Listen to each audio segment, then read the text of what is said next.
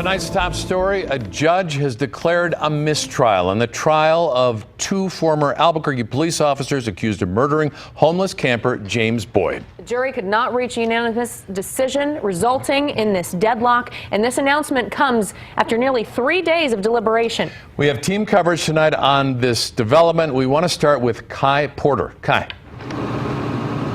Tom, Tessa, Judge Elisa Hatfield declared a mistrial just before 5 o'clock this afternoon. The jury deliberated for a total of about 17 hours over 3 days, but in the end, the jury was deadlocked on all of the charges. Take a look behind me. I want to show you the scene outside district court. You can see a group of protesters standing outside protesting how this trial ended. Here is how the jury's vote was split on the second-degree murder charge. 9 jurors voted not guilty, 3 voted guilty.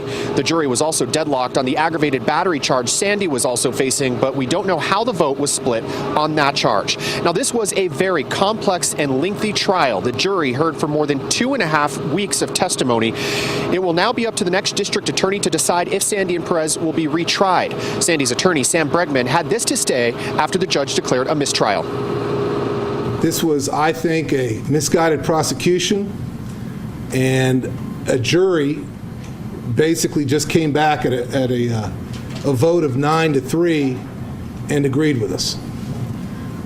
I hope sincerely, and I appreciate the fact that we have a new district attorney coming in, I hope sincerely that they look at this case, they look at the financial resources that have been spent, and they look at the weak jury support that the state had for its case, and decide not to prosecute this and let these two good men get on with their lives.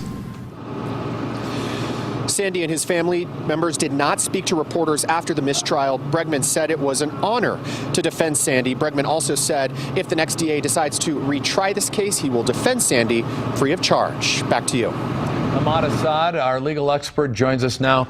The jury obviously struggled. It was not unanimous in any way. A lot of factors go involved. I mean, are we going to be, is that jury going to be the jury that's going to make law enforcement criminals?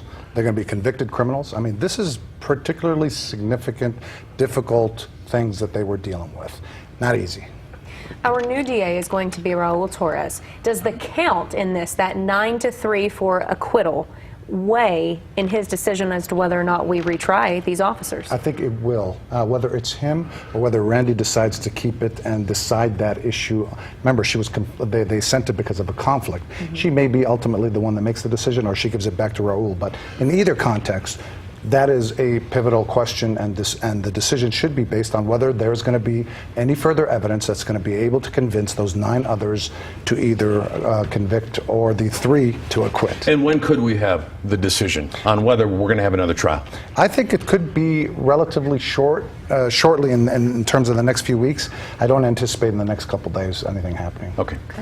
Our team coverage continues right now. We want to get with Chris Ramirez, who spoke with one of the jurors in this trial. Chris, what did that juror have to say?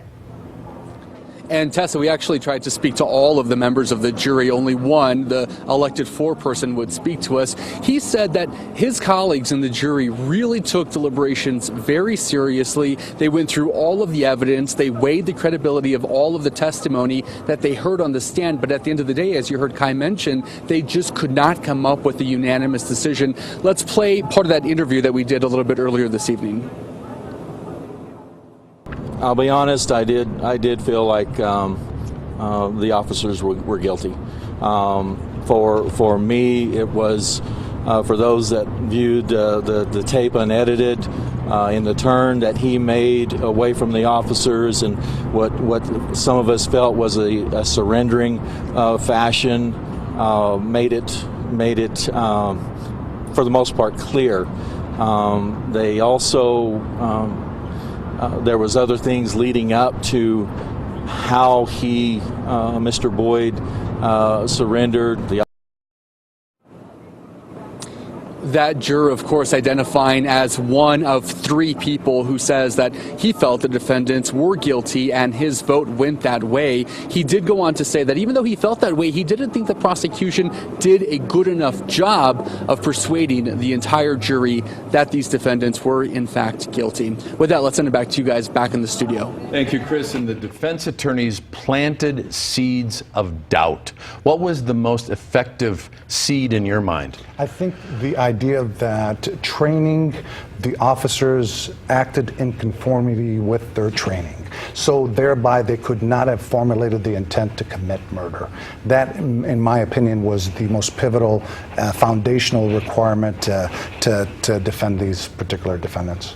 We assumed we were going to hear from that canine officer who was kind of at the center of this whole case. Does the case change for those jurors if we do have that canine officer on the stand who says, I messed up, I get it? It depends on the cross-examination that Randy McGinn would put into play, because he didn't feel danger enough for him to give the command for that canine to attack. That would be a down for the defense. On the other hand, he did create the danger. He mistakenly let this dog go and get near Mr. Boyd, and the defense would be able to play on the idea that even if the danger was created by Weimer Skirch, the canine officer, these officers had to act within accordance with their training to protect him because he was in danger. All right. We've talked a lot about the defense. Of course, the prosecution figures into all of this.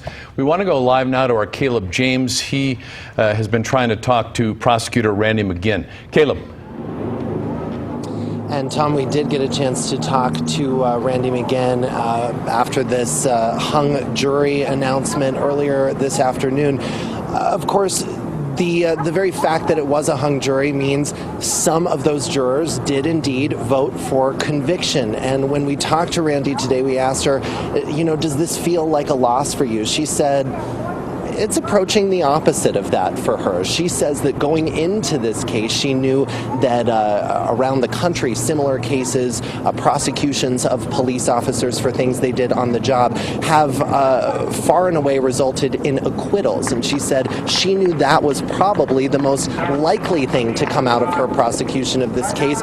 So the hung jury, in effect, could almost be seen as a bit of a win even for the prosecution in this case as far as Randy McGinn's concerned, but she did say quite definitively to me, Tom, this afternoon, it won't be me, when asked if she was having any thoughts about retrying this case. She said, it won't be me. So we can only assume that the responsibility to retry this case and that decision will fall to the incoming DA, Raul Torres. But like we said, we did get a chance to talk to Randy McGinn. Here's what she said to us after this hung jury announcement.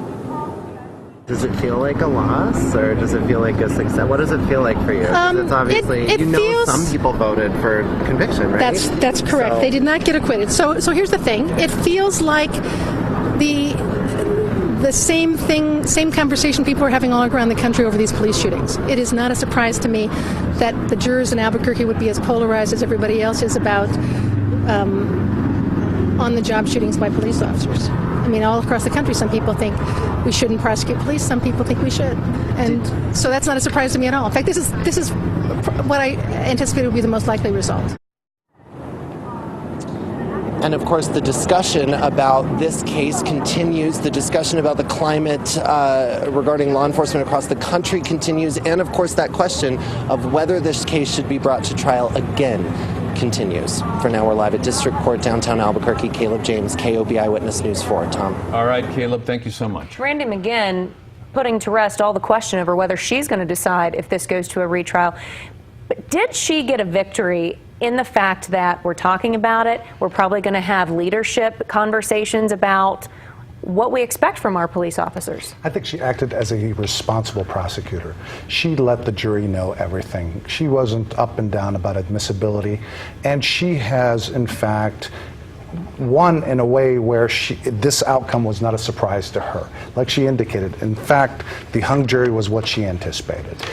And when she talked to the whole community after the trial, she made it sound like this is a wonderful opportunity for us to really start talking about police officers, their training, what they need to do, maybe what suspects need to do. And that is the discussion, and a healthy one should be pursued. We're not different than the rest of the country when it comes to these officer-involved shootings, but we need to be able to understand whether we're going to prosecute officers or not based on the training, based on the idea of what we expect from these officers this time, not in the past, but in the future. You know, if I'm Randy McGinn, and I've put as much time into this case as I have, and it's a hung jury, I think I might be disappointed. She didn't seem disappointed. Well, she's seasoned. I mean, she started as a prosecutor where she said she prosecuted someone that killed an officer when she started her career, and she does a lot of plaintiff's work. But what she did was she said, I wanted the jury and I want this community to understand all of the evidence and understand all of the issues. For me, the win is if we have a positive dialogue about what we're going to do as a community, as a whole. So let's talk. That's right. Let's get it done. That's right. When this shooting happened, we saw such an emotional response from people. Protests turned into violent riots that went national, put Albuquerque in the spotlight. There are some protesters at the courthouse right now. Our Kasha Grigorchik has been following this part of this case. Kasha, how's it going down there?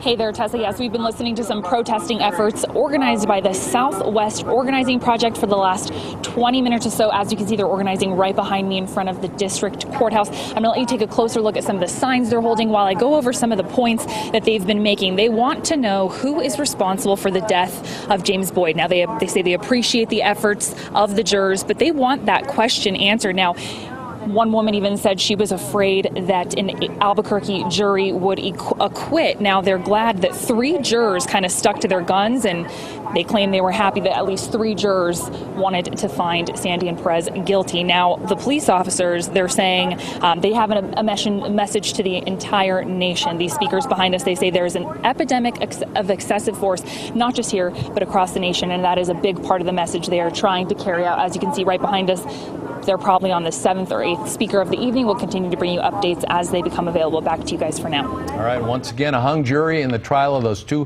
former APD officers accused of murder. More on that and other news, including weather, right after this.